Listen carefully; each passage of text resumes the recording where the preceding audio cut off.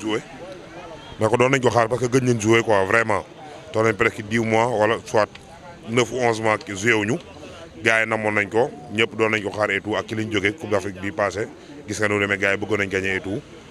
gagné wuñu donc voilà quoi ak ni mu demee nii wax dëgg yàlla match bi ñëpp doon nañ ko xaar quoi macha allah bon malgré match amical la mais ñëpp amoon nañ ci yaakaar parce que man taxi ma la sama auto dama ko gaaroon jour boobu match bi muy daw damaa gaare moto mi ngi nee taxaw dama ko gaaroon pour dem seetaan parce que sama dëkk laa am mais franchement li ma doon xaar gisuma ko quoi parce que tamit équipe wax dëgg yàlla ñun dañuy seetaan football même boo mënul football sax boo seetaanee tubaab yi nga xam ne football ñëpp xam nañ ko léegi quoi équipe da nga am schéma de jeu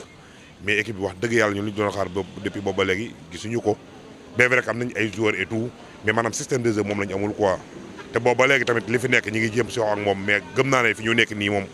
vraiment trop c'est trop quoi fi ñu toll moom gars yi wax dëgg yàlla non sonn nañ bëgg nañ gagné quoi te lii ñu nekk di doxee nii non vraiment jëmul kër quoi parce que équipe keroog li mu football kenn xamu ko quoi parce que mënoo am équipe bu toll nii nga ne yow de yaa nekk première en Afrique ñun loolu la ñu wax sur le plan papier alors que yow mënuloo gagné dara Sadio Mané joué Koulibaly joué loolu du excuse parce que équipe collectif la ñuy wax du ñaari joueur bien vrai que ñoom ñooy moteur équipe mais du ñaari joueur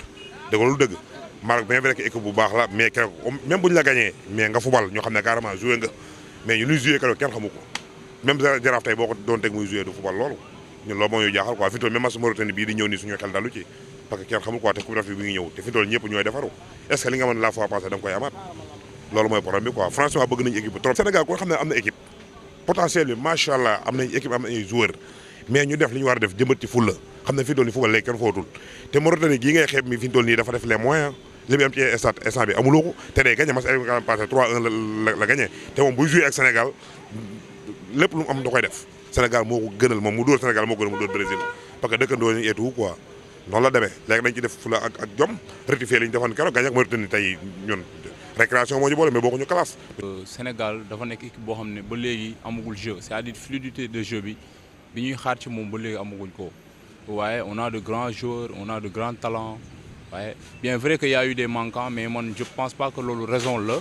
pour ñu bañ a prouver li ñu mën wala pour ñu bañ a montrer suñuy qualité waaye on a été un peu moyen par rapport aux Marocains ils ont été meilleurs parce que ils ont proposé un jeu boo xam ne voilà ñëpp xam nañ ni voilà ils ont un jeu fluide les pays maghrébins naturellement eux ils sont comme ça ils jouent bien au ballon maintenant ils sont aussi un peu plus agressifs par rapport aux autres équipes africaines si tu vois la Côte d'Ivoire le Sénégal ou bien les autres pays s'ils jouent avec les pays maghrébins c'est comme si il y avait une certaine réticence dañuy xaw a mel ni lu ragal xaw ma je peux pas comprendre ça parce que agressivité bi gars yi di andi cette hargne là cette l'amour de vaincre là du ma ko gis souvent si du côté des autres pays africains te boo xool à chaque fois match yi li tax pays maghrébins yi di gagner c'est cette agressivité là c'est cette hargne là moo tax souvent ñuy gagner match yi boo xool match yu ñu am souvent ak Algérie wala ak Tunisie boo xoolee ñoom ñoo ñu gën a agressif te c'est ça c'est ce qui fait la différence en fait. Man vous savez je vais pas beaucoup blâmer Aliou Cissé parce que pour dire vrai rek il a fait des résultats yoo xam ne man je trouve que c'est exceptionnel franchement parce que qu'on se dise la vérité depuis 2002 ba léegi mësuñu dem coupe du monde te coupe d'Afrique yenn saa yi ñun on n'était pas régulier benn yoon la ñuy dem ci 4 ans yi wala ci 6 ans yi waaye maintenant Aliou Cissé est venu avec une philosophie boo xam ne je peux dire que il a beaucoup changé parce que boo xoolee depuis mu ñëw ci équipe nationale bi on a tendance à aller en coupe d'Afrique à se qualifier à la coupe du monde ouais et je trouve que c'est un avantage c'est quelque chose qu'il a eu à faire je trouve que ni tey jii loolu rek c'est mën naa wax ni résultat bien vrai qu'il n'a pas eu à gagner des trophées mais quand même yóbbu na Sénégal foo xam ne tey jii képp ku taxaw fii en Afrique que ce soit dans le monde entier boo waxee Sénégal gars yi dinañ xam ne ah le Sénégal est une grande équipe maintenant man li may blâmer souvent mooy peut-être la manière de jouer souvent il faudrait que mu xoolaat ko waaye jéem a gën a booster waat joueurs yi il faut que mu def comme moom la manière dont il jouait képp ku xam Aliou Cissé da ngay xam ni c'était un gagneur quelqu'un de voilà très rigoureux dans le travail su ma soñoon mu inculquer valeur yooyu joueurs yi de telle sorte que léegi képp koo xam ne dugg nga ci terrain bi rek da ngay c'est-à-dire deretu gaynde bi day feeñ ci yow quoi. léegi football ñëpp a ko moom amul Sénégal amul Burkina amul Mali amul Mauritanie football 11-11 la sur le terrain y a pas de sentiment comprends nga football amul caaxaan amul nekk fii di yambar lu football da ngay dugg si terrain il faut appliquer il faut quand on joue le football c'est la football boo bokkee nit ndayax bàyyi ngeen bokk terrain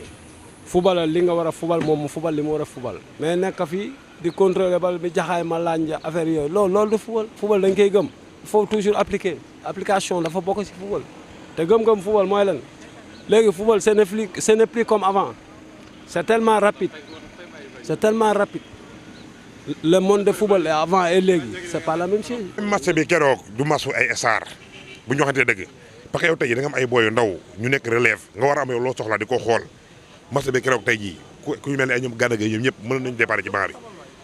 ay ñoom booy Cheikh Diop ay John Lopy yooyu booy dañu waroon départ dañuy soog a ñëw da nga leen essayer xool leen te booy baax lañ et puis man dama mënta comprendre man ku mel ni Ibrahima Niane nekk Metz di ko toj di doubler di def triplé nga bàyyee ko fa indi Habib Diallo boo xam ne ni joueur ti mooy toog ci banc bi booy bi mooy départ mais loolu ko mën a expliquer kenn comprendre ko loolu mooy problème bi quoi loolu kenn comprendre ko du yoon kenn waru ko mën a jiir ci équipe bi bu doon Brésil dañ koy woo parce que instant mu ngi toj fa mu nekk day dugal day triplé di doublé ñaari journée lañ def 6 journée wu mu dugal 7 bi wuy bi quand même nga bàyyi ko amul excuse loolu kenn du ko expliqué kenn comprendre la buñ waxee dëgg da yàlla tax Aliou Cissé Aliou xam nga kañ war na dem yoonam Aliou Cissé 2015 dañuy kanam éliminé boobu doon dëkk bu sérieux Aliou Cissé du fi toog kon waxatuñ ko dem na yàgg na loolu leer la wax parce que loolu kenn mënu ko d'accord kenn mënu ko nangu man keroog match bi moo classé woon damay gagné keroog bu ma ko joué woon man damay gagné mais li mu def keroog kenn xamul bon léegi ñëw gars yi kenn xamul lu tax ñu bàyyi ko fi dem na Coupe d'Afrique xam nga taxal nañ ba dem final waaw voilà quoi doy na waar daal mais Coupe d'Afrique bii passé di ak Coupe du Monde moo war woon dem bu ñu waxee dëgg te yàlla tax bien vrai que mbokk la bu ñu seen mooy gagné mais malheureusement